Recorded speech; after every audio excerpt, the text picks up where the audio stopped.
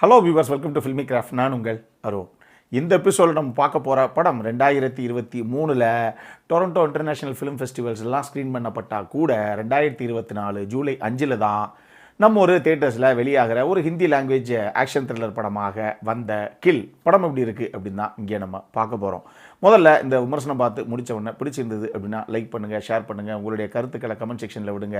மறக்காமல் நம்ம சேனலுக்கு கடைசியாக சப்ஸ்கிரைபும் பண்ணுங்கள். இப்போ இந்த படத்துடைய கதை என்ன அப்படிங்கிறத லைட்டாக இங்கே நம்ம பார்த்துடலாம். படத்தில் நம்ம கதாநாயகனுடைய பேர் அம்ரித்.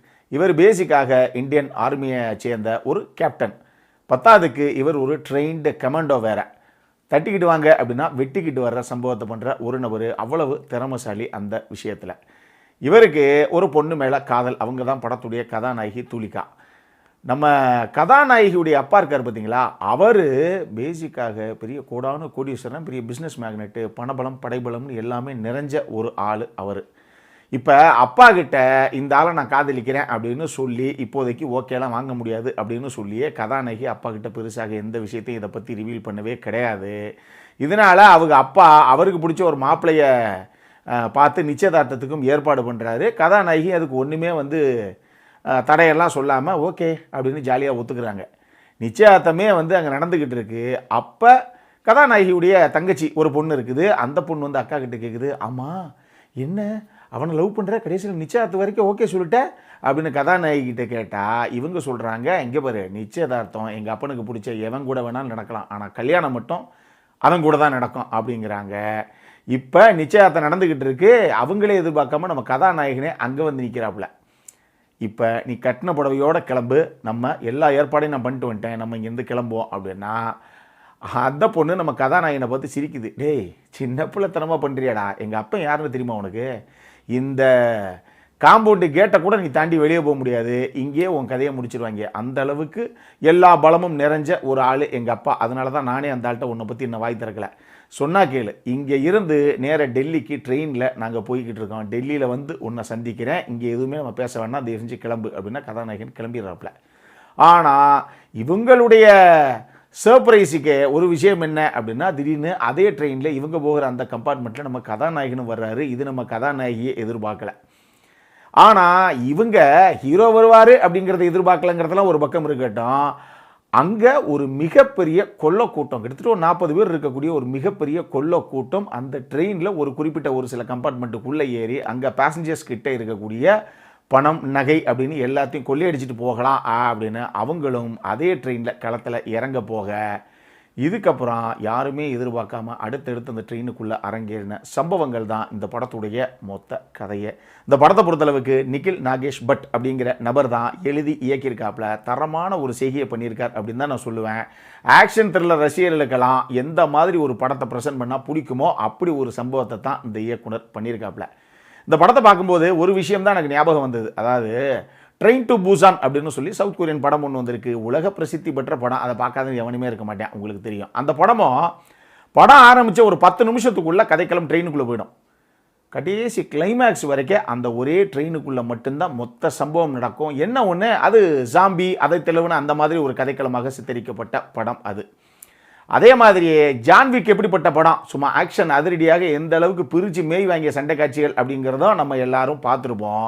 எனக்கு இந்த படம் பார்க்கும்போது ட்ரெயின் டு பூசான் மாதிரி 10 நிமிஷத்துக்குள்ளே ட்ரெயினுக்குள்ளே கதைக்களம் போயிடணும் சார். படம் முடிகிற வரைக்கும் ட்ரெயினில் மட்டும்தான் சம்பவத்தை பண்ணணும். அதுலேயும் ஜான்விக் ஸ்டைலில் செமையான ஒரு ஆக்ஷன் த்ரில்லரை ப்ரெசென்ட் பண்ணணும் அப்படின்னு இந்த டீம் பிளான் பண்ணியிருப்பாங்க போல தெரியுது. அதனுடைய அவுட்புட்டு தான் இந்த கில். கிட்டத்தட்ட உண்மையாக அடித்து சொல்லலாம், அந்த மாதிரி தரமான ஒரு சம்பவத்தை இந்த டீம் பண்ணியிருக்கு. இந்த படத்தை பொறுத்தளவுக்கு டெக்னிக்கலி டெஃபினட்டாக சவுண்டான ஒரு படம் தான் இது. இவங்க இந்த படத்தை ப்ரொமோட் பண்ணும்போதே the most violent and gory film India has ever produced அப்படின்னு தான் சொல்லியிருக்காங்க. அந்த ஸ்டேட்மெண்ட் இந்த படத்துக்கு தகுமா அப்படின்னு கேட்டிங்கன்னா தகும் அப்படின்னு தான் நான் சொல்லுவேன். உலகளாவிய லெவலில் இதை விட வேறு லெவலில் ரத்த கலரியாக தெரிக்க விடுற 1008 படங்கள் இருக்குது. நம்மளே அவ்வளோ படங்கள் விமர்சனம் பண்ணியிருக்கோம். வேணும்னா வழக்கம் போல் வீக்கெண்டில் போடுவோமே 3 படம், அப்படி ஒரு 3 படத்தை நான் இந்த வாரம் உங்களுக்கு ரெக்கமெண்ட் பண்ணுறேன். ஆனால் as far as this film is concerned, இங்கே வருவோம் பாயிண்ட்டுக்கு. இந்த படம் அந்த ஸ்டேட்மெண்ட்டுக்கு தகும். இந்திய லெவலில் பார்க்கும்போது இந்த அளவுக்கு ரொம்ப கோரியாக ஒரு படத்தை ப்ரெசென்ட் பண்ணுறது அப்படிங்கிறது ரொம்ப சாதாரண விஷயம் கிடையாது. முதல்ல சென்சார் போர்டில் மாட்டிக்கிறோம். அதனால் அந்த அளவுக்கு நீட்டாகத்தான் ஒரு படத்தை ப்ரெசென்ட் பண்ணியிருக்காங்க. இதில் நீங்கள் வயலண்ட்டாக ஒரு படத்தை ப்ரெசென்ட் பண்ணுறது அப்படிங்கிறது மட்டும் ஒரு விஷயம் கிடையாது. எப்போ அந்த படத்துக்குள்ளே இருக்கக்கூடிய கதாபாத்திரங்கள் எமோஷனலாக உங்களுக்கு ஒரு பெரிய கனெக்டை கிரியேட் பண்ணி ஒரு பெரிய இம்பேக்டை கிரியேட் பண்ணுதோ அப்போ தான் நமக்கு ஒரு சம்பவமே தோணும், இவங்கெல்லாம் விடக்கூடாதுடா அப்படின்னு. இந்த படத்தில் முக்கியமான கதாபாத்திரங்கள்னு பார்த்தீங்கன்னா ஒரு 3 கதாபாத்திரங்கள் தான். ஒன்று ஹீரோவான லக்ஷ்யா சூப்பராக பண்ணியிருக்காரு. படத்துடைய முக்கியமான வில்லன் அப்படின்னு சொல்லி ஆஷிஷ் வித்யார்த்தியே பண்ணியிருந்தா கூட அவர் ஒன்றும் முக்கியமான வில்லன்லாம் கிடையாது. அவருடைய பையனாக வரக்கூடிய ராகவ் ஜுயல் என்ன மாதிரி ஒரு பர்ஃபார்மன்ஸ் இருக்கிறீங்க. கிளைமேக்ஸ்லாம் நீங்களே சீட்டை விட்டு எந்திரிச்சு கொடுங்க சார் நீ கையில் கத்திய அப்படின்னு யோசிச்சிருவீங்க. அந்த அளவுக்கு ஒரு பர்ஃபார்மன்ஸு டெம்ப்ட் பண்ணிட்டாப்புல நம்மளை. அந்த அளவுக்கு அட்டகாசமான ஒரு பர்ஃபார்மன்ஸ் அவர்கிட்ட இருந்து. இது போக ஆஷிஷ் வித்யார்த்தி லைட்டான ஒரு சாதாரண கேரக்டர் தான், பட் அதை நல்லாவே பண்ணியிருக்கார் அவர். 4வதாக நம்ம கதாநாயகியான தானியா மணித்தலா அவங்களும் சரி அந்த எடுத்துக்கிட்ட கதாபாத்திரத்தை சூப்பராக பண்ணியிருக்காங்க. அந்த எமோஷனல் கனெக்ட் அவங்களுக்கு ஹீரோவுக்கு உள்ளே இருக்கக்கூடிய அந்த அழகான காதல் அதனுடைய விளைவாக நமக்குள்ளே கிடைச்ச ஒரு பெரிய கனெக்ட், அதனால நமக்குள்ளே கிரியேட் ஆகக்கூடிய ஒரு பெரிய எமோஷனல் இம்பேக்ட், இதுதான் இந்த படத்தை நம்மளை வெறித்தனமாக பார்க்க வைக்குது. படம் ரொம்ப ஃபாஸ்ட்டாக பயங்கரமாக போய்கிட்டு இருக்கோம். அப்போ திடீர்னு அங்கங்கே ஒரு சில அப்படி லைட்டாக சின்ன இன்டர்கெட்டில் ஒரு சில சீன்ஸை உள்ளே வைப்பாங்க. அது டெஃபினட்டாக அந்த படத்திற்கு மிகப்பெரிய பலமாக இருந்தது அப்படின்னு தான் நான் சொல்லுவேன். ஏன்னா அங்கங்கே சும்மா ஒரு நிமிஷத்துக்கு 60 செகண்டுக்கு 50 செகண்டுக்குன்னு இவங்க உள்ளே வச்ச ஒரு சில சீன்ஸு நிச்சயமாக அடுத்த கட்டத்தில் இந்த படத்தை நம்மளை வெறித்தனமாக எடுத்துகிட்டு போகிறதுக்கு மிகப்பெரிய அளவில் ஹெல்ப் பண்ணியிருக்கு. டெக்னிக்கலி டெஃபினட்டாக சவுண்டான ஒரு படம் தான் இது. குறிப்பாக படத்துடைய cinematographer, sound designing team, editor, music director 4 பேத்துக்கு நீங்கள் கிரெடிட் கொடுக்கணும். அதே மாதிரி படத்துடைய ஆக்ஷன் கொரியோகிராஃபர் அவருக்குமே மிகப்பெரிய கிரெடிட் கொடுக்கணும். அட்டகாசம் பண்ணியிருக்காங்க இந்த 4-5 பேருமே. இது போக இந்த படத்துடைய சிஜிஐ விஎஃப்எக்ஸ் பிசிறடிக்காமல் சூப்பராக பண்ணியிருக்காங்க. எஸ்எஃப்எக்ஸ் வேறு லெவலில் பண்ணியிருக்காங்க. அதுதான் இந்த வயலண்ட்டான காட்சிகள் எல்லாத்தையும் அந்த அளவுக்கு ரொம்ப தத்ரூபமாக நம்ம கண்ணு முன்னாடி கொண்டு வந்து நிறுத்தியிருக்கு. சூப்பராக ஒர்க் அவுட் பண்ணியிருக்கு இந்த டீமை. இதில் மேட்ரு என்னன்னு பாருங்கள். நல்லா நான் சொன்ன மாதிரி ட்ரெயின் டு பூசான் பாணியில் ட்ரெயினுக்குள்ளே ஒரு படம், ஆனால் ஜான்விக் மாதிரி அதகலமான ஒரு ஆக்ஷன் த்ரில்லராக பண்ணணும்னு நினச்சி இந்த படத்தை பண்ணாங்க இல்லையா.